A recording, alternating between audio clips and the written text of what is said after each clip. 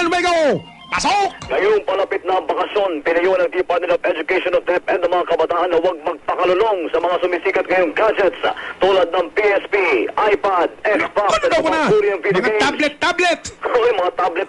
Nung araw, Glenn, pag medyo umaambon-ambon na, wala na. Takbuhan na kami sa labas, ligo sa ulan. Oo. Ha? Basketball. Pagbalik ng wala pa kami. Basketball, bata ka ba eh? Oo. Pagbalik ng bahay, basahit na ligo sa ulan, palong inaabot namin. Ano ko na? Wala nang ganun ngayon. Ang mga bata ngayon, hindi na yata naaarawan. Naloko na. Ayon kay Education Secretary... Excuse me, Glenn. Sabi nga ni Benji nung araw, walang masyado mga sasakyan, pwede maglaro mga bata sa mga dunga sa Bayani Tsikya noon sa amin sa Santana. Yung kalye hindi asfaltado eh. Ginuguhitan namin para sa patintero ng tubig. Yun ang linya namin. Diba? Yung tubig galing sa kanal. Ngayon, lumabas ka, madadali ka ng tricycle. Baka masaksa ka pa ng adik.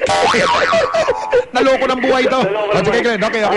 Ayan, panahon ng bakasyon. Ayan, panawagan ng Department of Education. Mga magulang, makinig kayo mabuti. Sige, Glenn. Ayon kay Education Secretary Brother Armin Luistro, hindi dapat kalimutan ng kabataan ng tinatawag na physical activities o sports na mas mahalaga upang mas sumigla ang pangangatawan at tumalas ang kaisipan at ma-develop yung tinatawag na may na pakikisalamuha. Umahapin na rin si Brother Armin na subukang ibalik ang mga larong Pinoy tulad ng patintero, tumbang preso, taguan, luksong tinik, luksong baka, piko, at iba pa.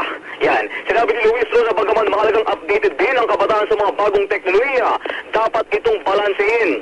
Hinikayat din ng kalima mga mag-aaral na nakatakda ng magbakasyon na suklian ang kabutihan ng mga magulang sa pamamagitan ng pagtulong sa mga gawaing bahay. At pag umuulan gumagawa kami ng mga bangkang papel. Karirahan dun sa may kanal. Ay, totoo yan. Malakas ang agos ng tubig sa kanal pag umuulan, di ba, Glenn? Totoo yan, bangkang papel. Wala nang ng mga bata ngayon. Wala na, hindi na kita papansinin. Tablet na lang. May tablet ako, hindi na kita papansinin. Yun. Oo. Yan ang report ng inyong kapuso. Glenn Web ng GMA Superradyo. Alas 7:04 na po, 4 na minuto makalipas sa ikapito ng umaga. Double B sa News TV.